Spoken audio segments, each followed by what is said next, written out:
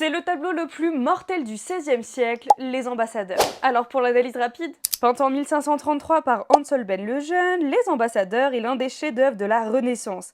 Cette grande toile présente deux hommes debout, richement vêtus, se tenant de part et d'autre d'un meuble à deux étagères, chargé d'objets. Tout ici respire le prestige, la science, mais surtout l'autorité. Les tissus sont somptueux, les regards sont assurés, mais sous cette apparente harmonie se cache un avertissement silencieux. Bon mais alors avant de commencer, qui sont ces deux personnages? À gauche, Jean de Tinteville, ambassadeur de France à la cour d'Angleterre, reconnaissable à sa dague sur laquelle est gravé son âge, 29 ans.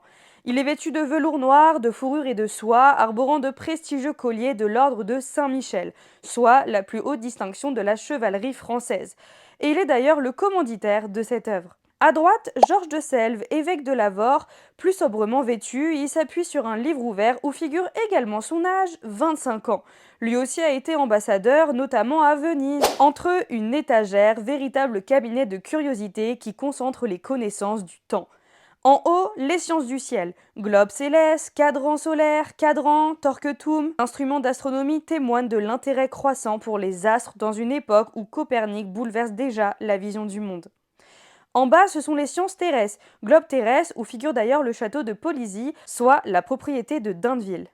Compas, équerre, livre d'arithmétique ouvert à la page division, luth à la corde cassée, flûte et un recueil de cantiques luthériens. Mais vous l'aurez compris, ce n'est pas anodin. Tout ici évoque le quadrium, soit